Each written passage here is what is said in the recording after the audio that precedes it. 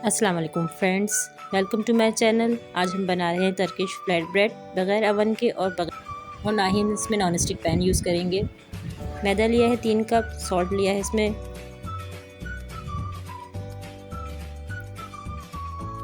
2 table spoon, east लिया है। सब चीज़ें हम एक साथ ही डालेंगे। ईस्ट को आपको एक्टिवेट करने की ज़रूरत नहीं है पहले से। 3 टेबल स्पून ऑलिव ऑयल आप डालें या इसमें आप आम तेल डाल दें। बस इन सब चीज़ों को अच्छे से मिक्सिंग करेंगे। नीम गर्म दूध लिया है, आधा कप लिया है, ये भी इसको भी अच्छी तरह से मिक्स करूँगी।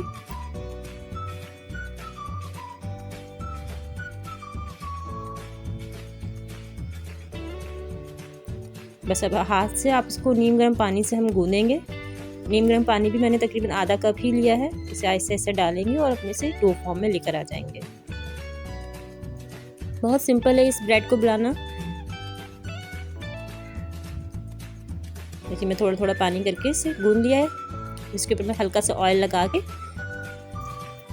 इसे 1 घंटे के लिए राइस होने के लिए रख देंगे। बस इस पर ऑयल लगा दिया, इसे कवर करके रख दें।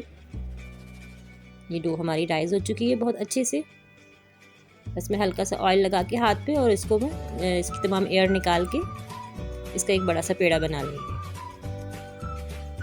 अब इसको इक्वल साइज़ में आपने कट कर लेना है। मैंने इस 3 कप मैदे से 7 ब्रेड बनाई है, तो आप इसको बिल्कुल अपने अंदाजे से जिस साइज़ की आपको ब्रेड बनानी है आप इसको कट कर लें।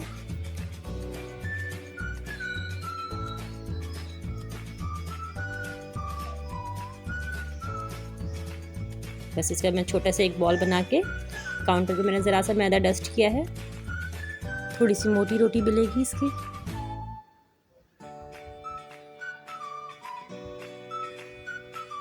बस ये गरम तवे पे हम पहले से एक तरफ से सेकेंगे। जब इसमें बबल आना शुरू होंगे तो फिर हम इसके साइड टर्न कर देंगे। इसमें बबल आना शुरू हो गया, इसको फ्लिप कर लेंगे। दोनों तरफ से जब इस पर हल्का सा गोल्डन सा कलर आने लगेगा तो फिर हम इसे टर्न करेंगे।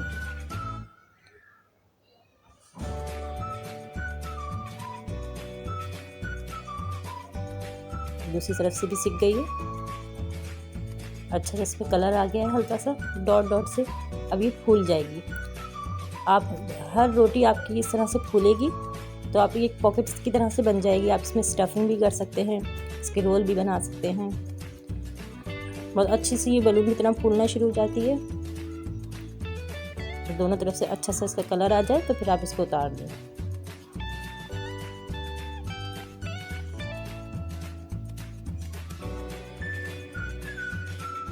बहुत अच्छी लगती है हर खाने के साथ। आप जैसे आजकल हम फ्राइड खाने घर में बना रहे हैं तो ये सबके साथ बहुत अच्छी रहती है।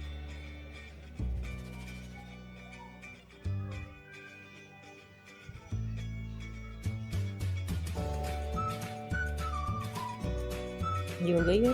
दोनों तरफ से अच्छा सा इसके ऊपर कलर आ गया है।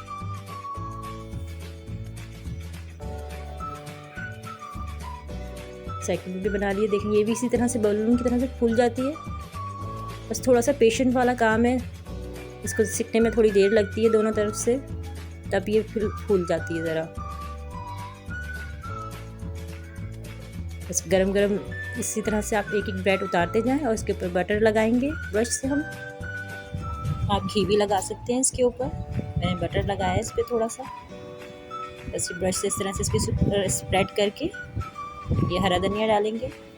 इसको मैंने बारीक बारीक काट लिया था। बस ब्रश से इसको अच्छी तरीके से इसके ऊपर लगा देंगे और इस पर कुटी हुई लाल मिर्च इस तरह से डालेंगे।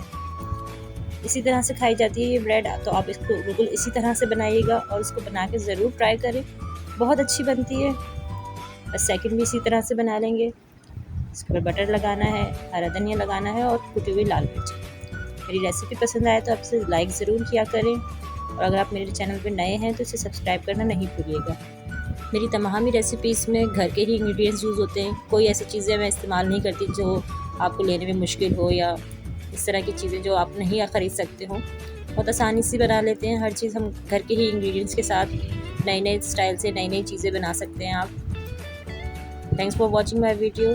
टेक केयर एंड अल्लाह हाफिज़।